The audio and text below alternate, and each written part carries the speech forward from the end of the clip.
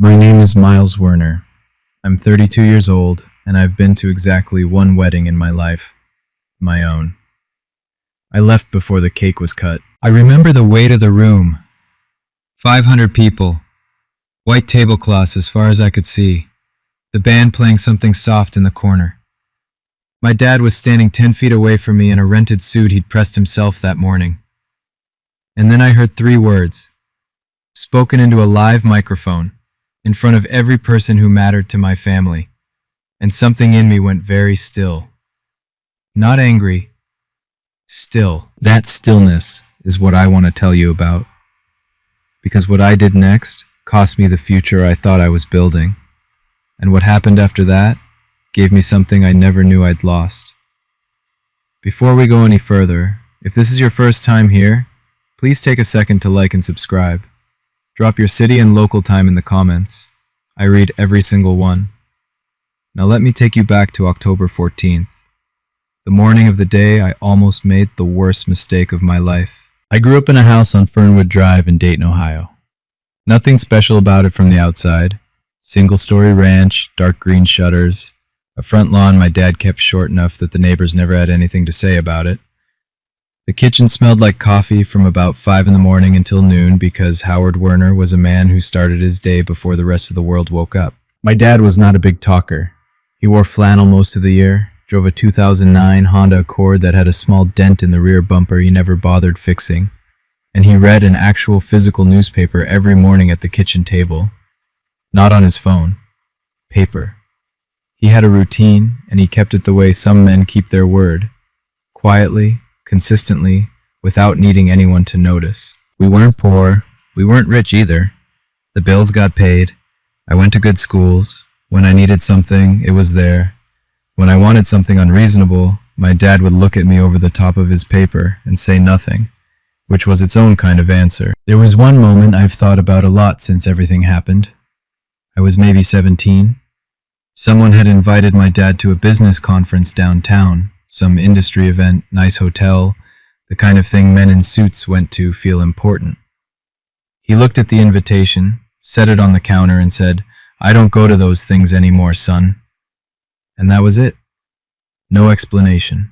I didn't ask. There was also a corner in the garage, a gray filing cabinet, always locked. I noticed it 100 times growing up. I never once saw him open it. He was the most private man I've ever known. I used to think that was just who he was. I was wrong. I met Claire Calloway at an architecture workshop in Columbus in the fall of 3 years ago. She was sharp, asked questions nobody else thought to ask, laughed at the right moments, had this way of cutting through whatever was complicated and finding the simple thing underneath. I liked her immediately. I liked her for months before I told her. We dated for 6 months before I brought her home to Dayton. That went fine.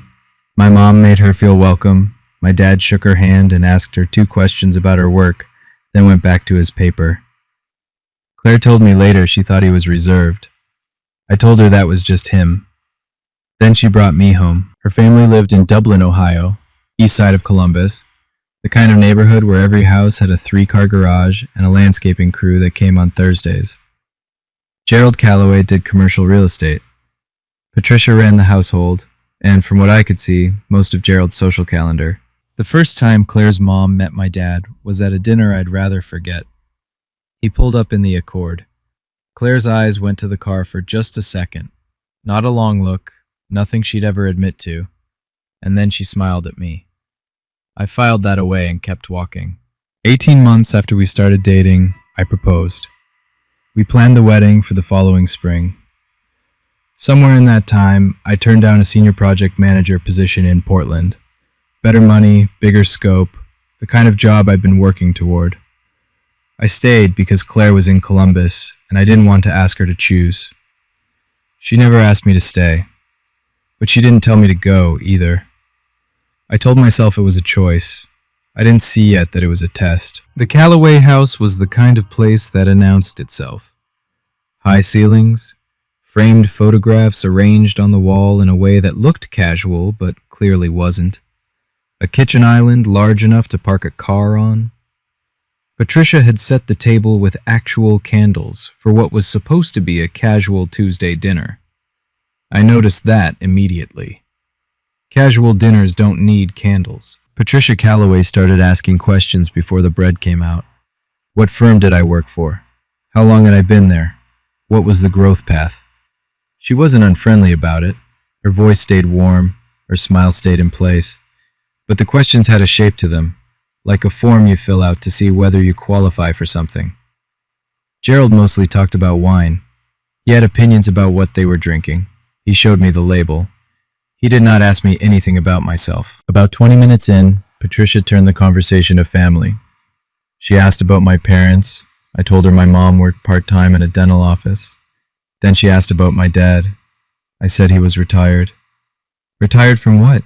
She asked. He had a business, I said. A small pause. She picked up her wine glass. I see, she said.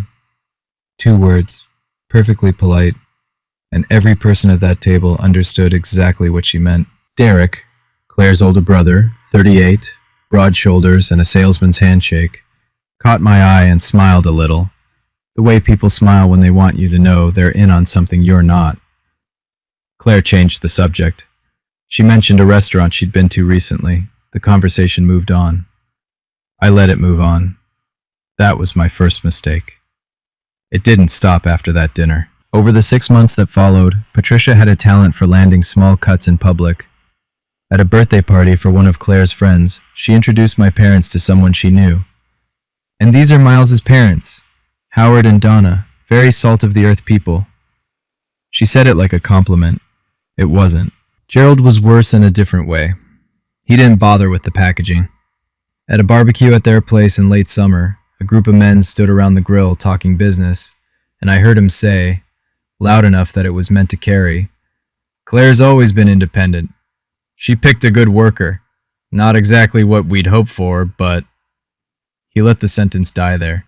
The men around him nodded. I didn't say anything that afternoon, but that night I sat down with Claire, and I said it plainly. If your family keeps talking about my father the way they do, I need to know you'll say something. Not for me, for him. She looked at me across the kitchen table, and her expression was careful. Not defensive, not dismissive. Careful, the way you look when you already know the answer, but you're not ready to say it. I'll handle it, she said. I want to be clear about something. I didn't stay because I was a pushover. I stayed because I'd watched my dad spend 30 years not asking for anything from anyone, and the least I could do was try to build something with the woman I loved before I decided it couldn't work. I gave that effort its fair shot. But I'd put a line in my head. I hadn't said it out loud yet. I should have. The bridal shower was about 30 people. A Saturday afternoon at the Calloway house. Catered food, flowers on every surface, the whole thing. My parents came because they were family, because that's what family does. My dad wore a sport coat and slacks. He'd shined his shoes. He stood next to my mom near the edge of the room and watched everything with the same expression he used to have watching the evening news. Patient, taking it in, not bothered.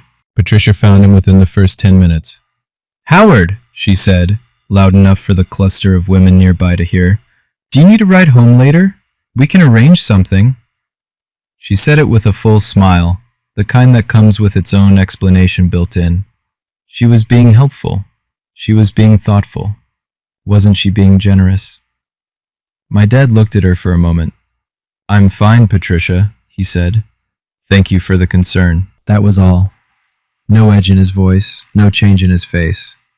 He didn't explain that he'd driven himself. He didn't mention the car. He just answered and let the silence after his answer do whatever it was going to do. Patricia blinked once and turned away. I could see, even from across the room, that his calm had irritated her more than an argument would have. Later, near the end of the afternoon, I noticed a man I didn't recognize. 50s, well-dressed, one of Gerald's business contacts, looking at my dad from across the room. Not a hostile look, more like someone trying to place a face they'd seen before. He took out his phone, seemed to think better of it, put it away. On the drive home, I asked my dad if it got to him. What Patricia did. "They don't know me, son," he said. That's their problem, not mine. I didn't fully understand what he meant. Not yet. 1 week before the wedding, I went to pick Claire up from her parents' house. I let myself in the side door. She'd given me a key months ago, and I heard voices from the kitchen. The door was half open. I wasn't trying to listen. But voices carry. Patricia's. You could still call this off. Ryan Harrington is a better match. You know that. A pause. Claire. Mom, the wedding is in a week. Patricia. Exactly. There's still time. I stood in the hallway for a few seconds. Then I walked back out the side door and sat in my car. Here's what I knew about the Harringtons. Old Columbus money. Commercial real estate. Exactly the kind of family Patricia had been engineering toward for years. I'd heard the name once or twice in passing. A son, named Ryan, who'd gone to Dartmouth and now ran part of his father's firm. I'd never thought much about it. I sat in that car for 20 minutes. I went through all of it. What I'd heard, what it meant, what I was going to do with it. And then I made the worst decision of that entire year. I went back in, knocked on the door, and pretended I hadn't arrived yet. I want to be honest about why I did that. I wasn't afraid of a fight. I stayed because I needed to know if Claire was in on it, or if she was just trying to manage her mother. I thought I could find out at the wedding. I thought I would see, in the moment that mattered, which way she'd fall. I gave her the benefit of the doubt for 1 more week. I should have known then. Some answers don't need a test. The rehearsal dinner was at a restaurant in Upper Arlington. White walls, low lighting, the kind of place where the menu doesn't have prices because the people who eat there don't ask. Patricia had chosen it. She mentioned, twice in the first 20 minutes and once more after the appetizers, that she and Gerald were covering the cost. My parents arrived on time. My dad had on his good suit, the gray one, double-breasted, the one he kept in a dry cleaning bag in the back of the closet. He looked fine. More than fine, actually. He looked like a man who didn't need to dress for anyone, but had taken the trouble anyway. Gerald met them near the door. He looked at my dad, nodded once, and shook Donna's hand. Not Howard's. He just nodded. My mom noticed. I saw her eyes go to her husband's face, checking. My dad's expression didn't change. Midway through the dinner, Patricia stood to say a few words. She thanked the venue, thanked the guests, said lovely things about Claire. Then she turned slightly in the direction of my parents' end of the table and said, with a warm smile that was doing a lot of work, "And we're so glad Miles's family could join us. Howard, it's wonderful that you could make it, like he'd traveled from somewhere difficult, like his presence required acknowledgement the way a generous donation might." Under the table, my mom felt my hand. She held it for a second. I didn't look at her. My dad picked up his fork and kept eating. Before I go any further, if you've ever sat at a table and felt like someone you love was being talked around instead of talked to, I want to hear about it. Drop it in the comments below. And if you haven't subscribed yet, do it now. This story has a long way left to go, and you don't want to miss what's coming. Patricia, at the end of the night, pulled me aside near the coat check. She looked up at me with an expression of practiced concern. "I just want to make sure tomorrow goes smoothly for everyone," she said. "Your father might feel a little out of his depth with the kind of guests we're having. Just manage it if you can." I looked at her for a moment. "My father has never embarrassed anyone in his life," I said. She smiled. "Of course." I didn't sleep that night. I lay on top of the covers in my hotel room and stared at the ceiling and tried to figure out if I was doing the right thing. Not the wedding specifically, but all of it. The way I'd let things go on so long. The way I kept drawing lines in my head and moving them forward every time someone got close. At 1 a.m, I called my dad. He picked up on the second ring. "Still up?" he said. Not surprised, just checking. "Yeah," I said. We didn't talk about anything important for a few minutes. He asked if the hotel room was comfortable. I said it was fine. Then I asked him the thing I'd been carrying all day. "Are you okay? With all of it?" A pause. I could hear the television on low in his room down the hall. Some nature program, something about water. "I'm fine, son," he said. They're not kind to you." "No," he said. They're not. And that doesn't bother you. It wasn't quite a question. He heard it anyway. People show you who they are, he said. I've seen enough of that to know it doesn't need to bother me. I didn't have anything to say to that. Before he hung up, he said something I've turned over many times since. Whatever happens tomorrow, you don't owe anyone your dignity. Remember that. I told him good night. I lay there another hour in the dark, running his words back. He'd said, whatever happens, not whatever they say, not however it goes. Like he'd already mapped something out. But I told myself it was just a father being a father. I was wrong about that too. My dad and I had the same room, a suite the hotel had set aside for the groom's family. He was already up when I came out of the bedroom, standing in front of the bathroom mirror, tying his cravat. Rented suit, white shirt, the same shine shoes from the bridal shower. He looked completely at ease. His hands weren't shaking. His face had the same expression it always had, open, unhurried, like he was waiting for something he already knew was coming. You doing okay, Dad? I asked.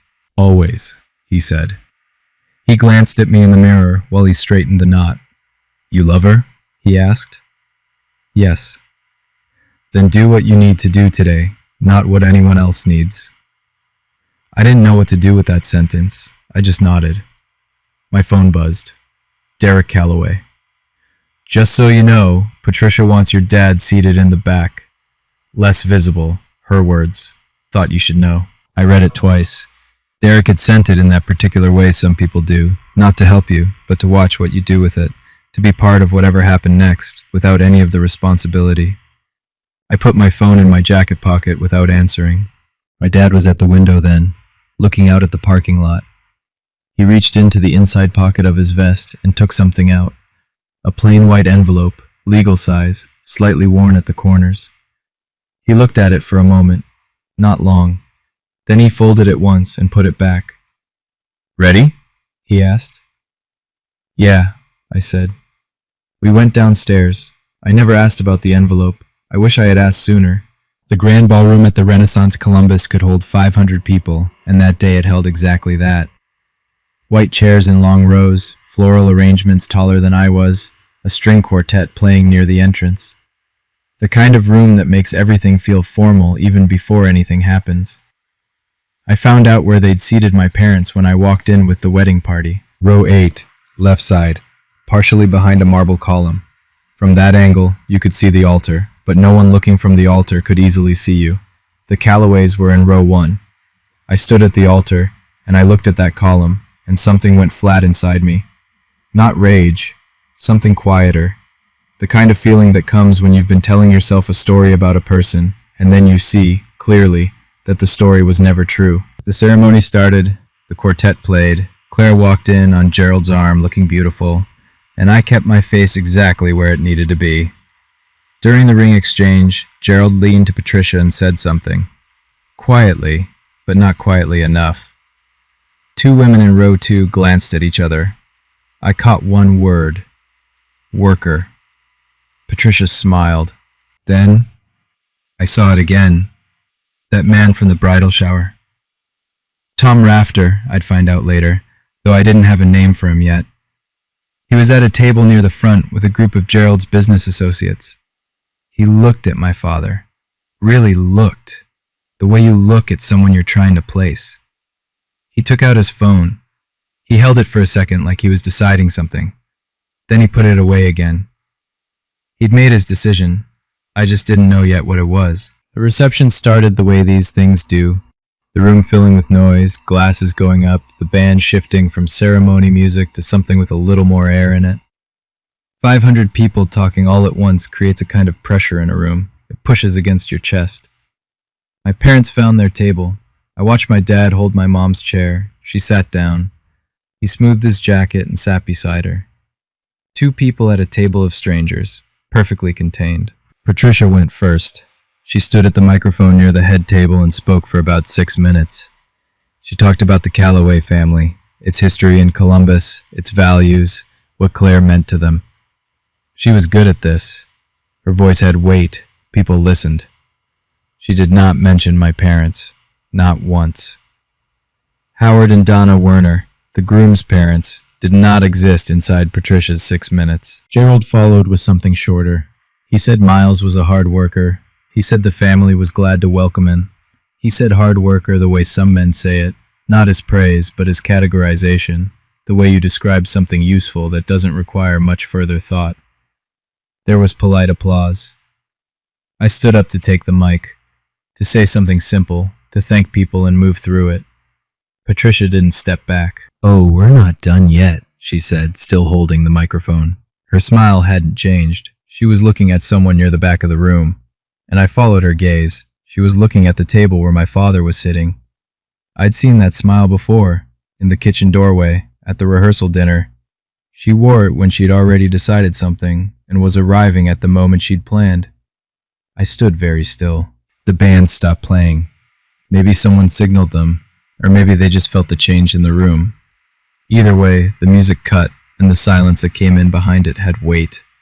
Patricia turned slightly toward my father's table. She held the microphone, naturally, the way someone holds a thing they've been holding for years. "I want to say something about the Werner family," she began. Her voice was warm, considered, the voice of someone giving a toast at a charity event. "Miles comes from modest beginnings, and his father, Howard, I'm sure he did his very best."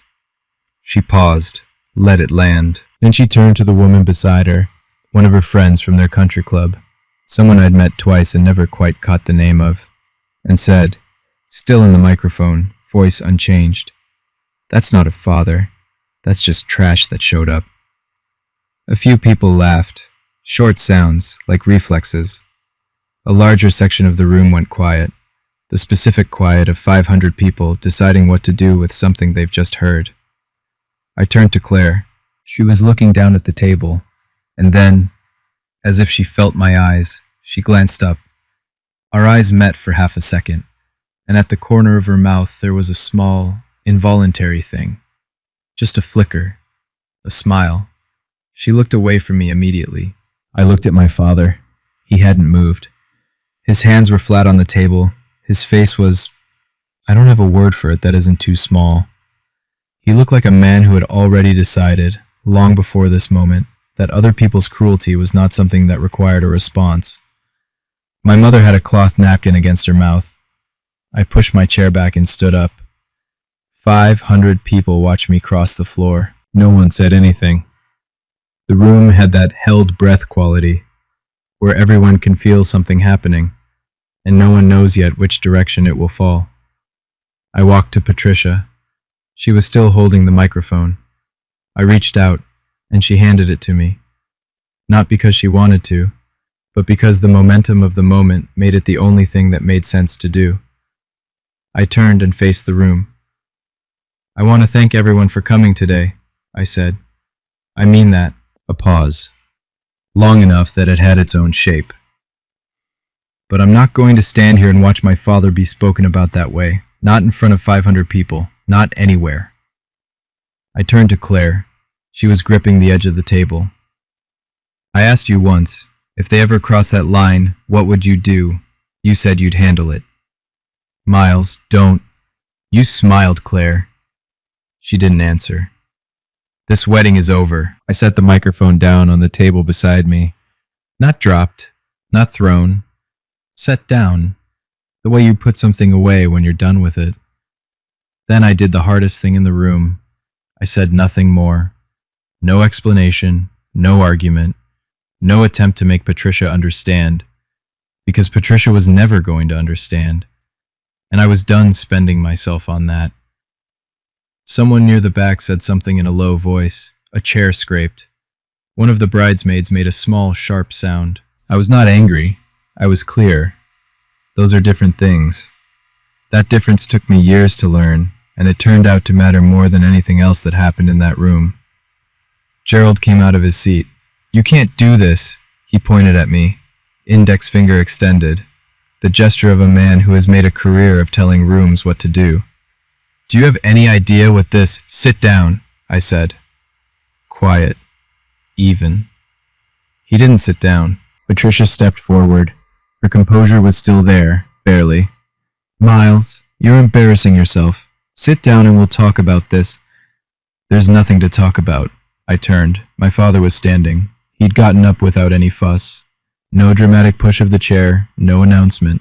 He was just standing, jacket straight, face calm. Donna had a hand on his arm. I looked at him across the room. He looked back at me. Let's go, Dad. He held my gaze for a moment. Then he nodded. Once.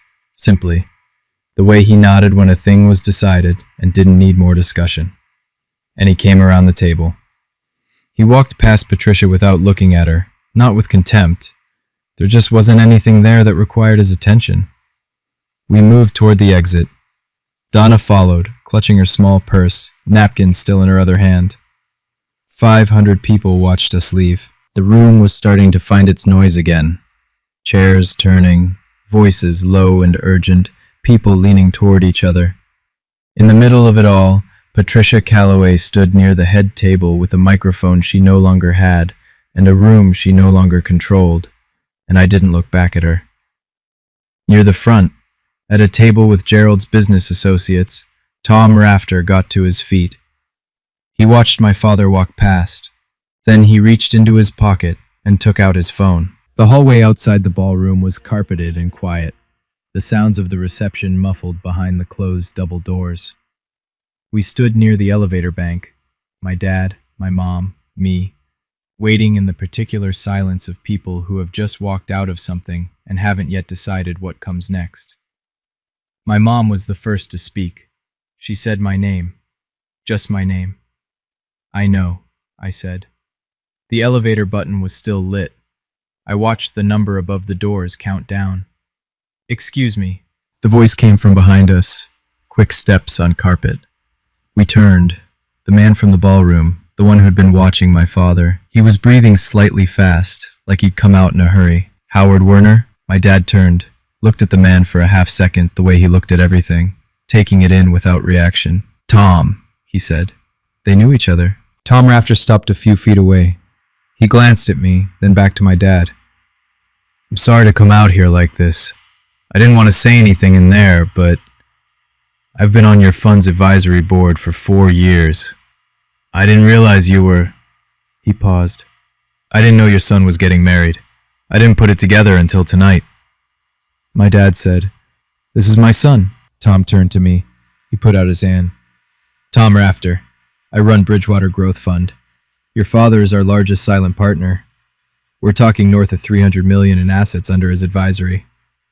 I shook his hand. I'm not sure what my face was doing. What? I said. My father was watching me. There are things I never needed you to know, son, he said. Until now. We moved down the hall, away from the elevator, to a seating area near a window. My mother sat, my dad stood. Tom Rafter excused himself after a moment. He had my father's number and said he'd be in touch. And then it was the three of us. My dad told me the whole thing. He'd started the logistics company in 1994, 2 years before I was born. Built it from a leased warehouse and 1 truck. For 25 years he ran it quietly. No press, no profile, no industry awards on the wall. He didn't want any of that. In 2019, he sold to a private equity group for a number he said, plainly, once, because I was his son and I had a right to know. $1.4 billion. He didn't change anything after that. Not the house, not the car, not the newspaper. I wanted you to have a real life, he said. Not a gilded one. I wanted to know that you'd make decisions based on who you are, not what I have. I sat with that for a moment. Why didn't you ever? Because the answer was always going to be the same. You didn't need it to be who you are. He reached into the inside pocket of his jacket, the envelope I'd seen him hold that morning. He set it on the cushion beside me. That's a transfer of assets I had prepared last month. A portion in your name. It was meant to be a wedding gift. I didn't open it. I just looked at him. He said, You walked out of that room for me. That's worth more than anything in that envelope. Behind us, through the ballroom doors, I could hear the low roar of 500 voices, starting to understand what had just happened. Tom Rafter went back into the ballroom. He wasn't trying to cause anything. He had a client at one of the tables, and he wasn't the kind of man who made a scene. But he also wasn't the kind of man who kept something like this to himself when the right person asked. The right person asked within 5 minutes. Business people in the same room tend to know each other or know of each other, and the name Howard Werner, if you knew where to look, was attached to a 2019 transaction that had made the trade press. Within 15 minutes of Tom going back through those doors, 2 people had searched the name on their phones. Within 20, the information was moving from table to table in the quiet, purposeful way that important information moves among people who understand what it means. Gerald's phone buzzed. He looked at it. A message from someone who'd been at the same table as Tom. 6 words. Did you know who his dad is? Gerald stared at his screen. He searched the name. The first result was a piece from a logistics industry newsletter. 2019. Werner Logistics Group sold for $1.4 billion in landmark private equity acquisition. He turned to Patricia. He showed her the screen without saying anything. She took the phone, read it, looked up, put the phone down on the table. Around her, the room was still making noise. People at other tables piecing it together, leaning in. The particular electric hum of a crowd that has realized the story they've been watching is not the story they thought it was. Patricia Calloway sat perfectly still. Her hands were on the table. Both of them were trembling slightly. Derek saw it from 2 seats away. He looked at the screen. He said quietly, "Mom." She didn't answer him. Claire found me in the hallway about 30 minutes later. My parents had gone upstairs. I was still sitting in the seating area by the window, jacket off, looking at nothing in particular. She'd been crying. Her mascara was intact. Whatever she'd had done for the wedding held. But her eyes were red, and she'd been worrying at the sleeve of her dress. She sat down across from me. "I didn't know she was going to say that," she said. "I believe you." She looked up. "I didn't arrange it. That wasn't something I planned." "Claire?" I kept my voice even. "You smiled." "I was nervous. It was a reflex. I know." And I did know. I'd thought about it in the 40 minutes since it happened, and I knew what kind of smile it was. Not cruel, not deliberate. Just the smile of someone who was relieved a pressure had finally been released, even if the release was ugly. That was the part I couldn't get past. "I asked you months ago," I said. "I told you exactly what I needed. You looked me in the eye, and you promised me you'd handle it. And when the moment came, you looked at the table and smiled." She was quiet for a long time. Then she said, "My mother had arrangements with the Harrington family. I wasn't going to go through with it, but she kept, I know about that too." She went still. "I heard you 2 talking," I said. "A week ago, in the kitchen." The hallway was quiet around us. Far away through walls, the muffled sound of a wedding winding down in a way no one had planned. "I don't think you're a bad person," I said. "I think you're someone who will always choose your family when it counts. And I can't build a life with someone who looks at my father the way yours do." She didn't argue. That, more than anything, told me what I needed to know. "Take care of yourself, Claire." I picked up my jacket and walked to the elevator. My dad's phone rang at 9:17 that evening. He looked at the screen, then set it face up on the hotel room's small desk so I could see who was calling. Patricia Calloway. He let it ring twice. Then he picked up. "Mr. Werner." Her voice was different, slower.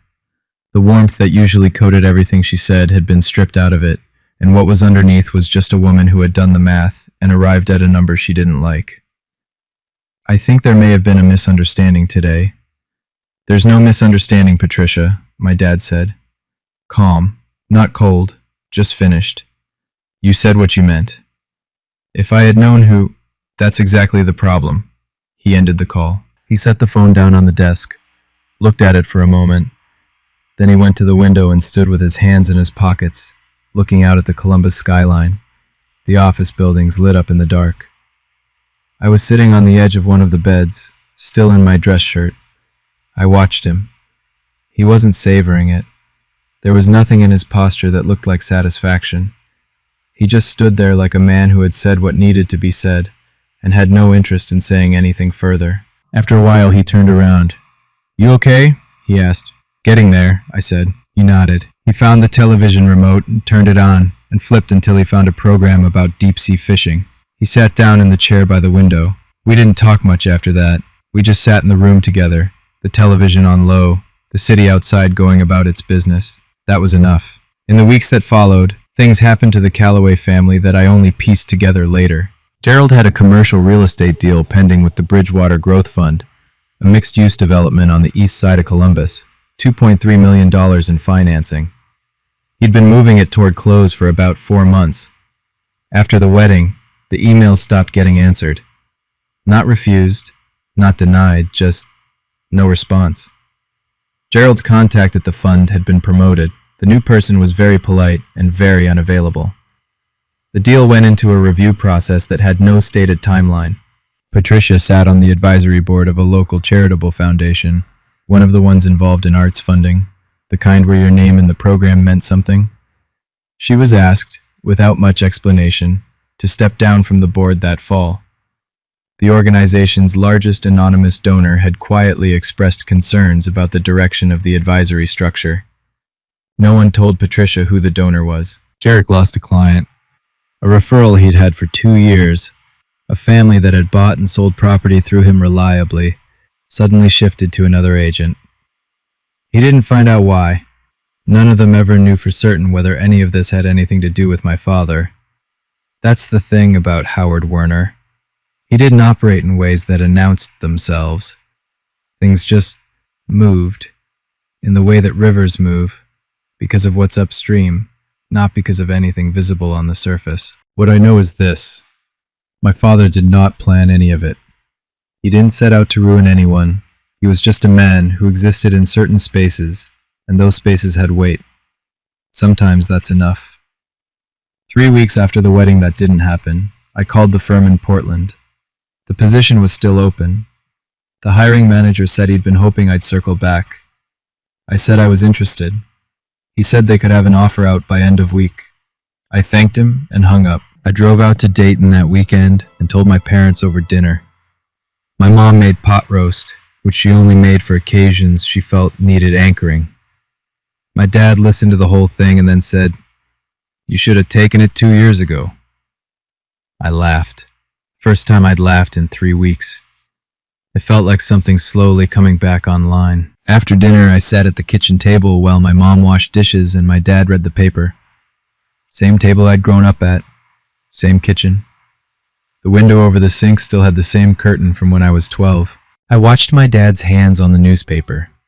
Big hands. The kind that look like they've done actual work, even though the work he'd done for most of his life happened in meeting rooms and conference calls.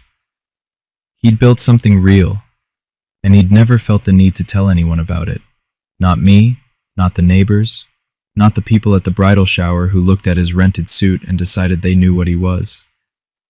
I thought about that for a long time. Before we get to what happened next, I want to ask you something real. Have you ever had to choose between the person you were building a life with and the person who raised you? Because I stood at that exact crossroads, and I didn't always know which way I'd fall. Tell me in the comments.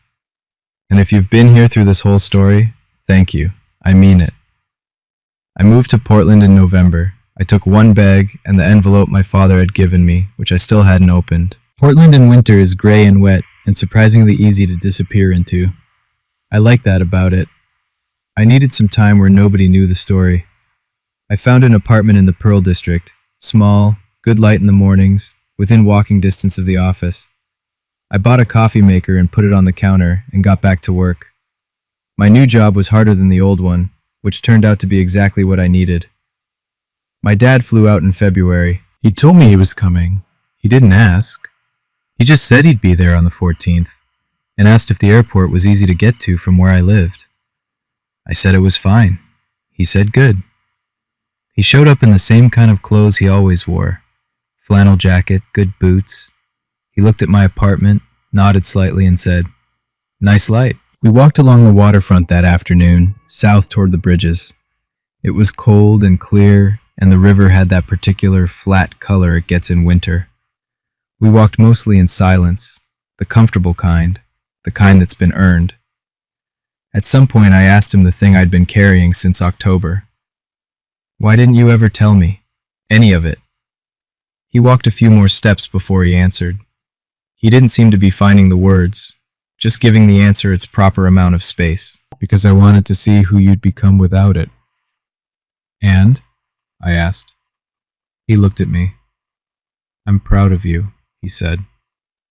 3 words. He said them simply and without ceremony, the way he did everything. I didn't answer him. I didn't need to. We kept walking. The river moved beside us. The city went about its business overhead. There's something I've thought about a lot in the months since. Not the dramatic parts, not the ballroom, not Patricia's face, not the quiet phone call to Portland. Something smaller. The curtain on the kitchen window in Dayton. My parents never replaced it. Same curtain I'd stared at as a kid while I ate breakfast. Faded a little at the top, where the sun hit it. My dad could have bought 10,000 kitchen curtains. He could have replaced the car, the house, the furniture. He had the means to do it twice over, and never thought about it once. He wasn't performing modesty. He wasn't hiding from anything. He had simply, at some point, decided that the life he wanted to live didn't require any of that, and he'd lived it, completely, without looking over his shoulder to see if anyone approved. I think about what I got wrong in those 2 years with Claire. Not loving her? That was real, and it doesn't embarrass me. The mistake was staying past the point where the information was clear. I kept offering her the benefit of the doubt because I wanted the story to turn out a certain way. That's a thing I did, and I own it. What I didn't get wrong was the table in that ballroom. I didn't get wrong the moment I stood up and said what I said. I've been told my whole life, without quite hearing it, that there are things you don't trade away. Not for comfort, not for convenience, not to keep the peace at a table full of people who have already decided what you're worth. The man who taught me that was sitting in row 8 behind a marble column in a suit he'd rented and shoes he'd shined himself. He was the most valuable person in the room. He always had been. People ask me sometimes if I regret how it happened, the timing, the room, the 500 people. I don't. Not because of what I found out about my father afterward. Not because of the envelope or Tom Rafter or whatever quietly happened to Gerald's deal in the months that followed. Those things are part of the story, but they're not the reason. The reason is simpler. My father was standing 10 feet away from me when someone called him trash in a microphone. And the only question in that moment was, what kind of man am I? I gave the answer I could live with. Everything else followed from that. I opened the envelope in my Portland apartment sometime in March. I won't tell you the number. But I sat with it for a while, and then I folded it back up and put it on the desk, and I went and made coffee, and I stood at my window and watched the street below. My dad called that evening. He asked if I'd opened it yet. I said I had. He asked what I thought. I said it was a lot to take in. He said it's yours to do what you want with. And then he talked about a fishing program he'd watched the night before. That's Howard Werner. That's who he is. I don't know what happened to Claire. I heard secondhand that the Harrington arrangement never materialized. I wish her well. I mean that sincerely. As for me, I have a good job, a small apartment with good light, and a father I call every few days who still reads a physical newspaper. That's the whole story. Have you ever had to choose dignity over comfort? Or watch someone you love be dismissed by people who had no idea who they were dealing with? Tell me in the comments. I read all of them, every single one. And if this story stayed with you, share it. Someone out there needs to hear it today. If you made it to the end, thank you. Seriously. It means something that you stayed through all of it. If you want more stories like this one, I've put together a playlist in the description. Every one of them hits just as hard, and they're worth your time. Go check it out. And if you're sitting with something right now, a family situation, a relationship that's asking more from you than it should, drop it in the comments. You don't have to figure it out alone. Hit subscribe, and I'll see you in the next one.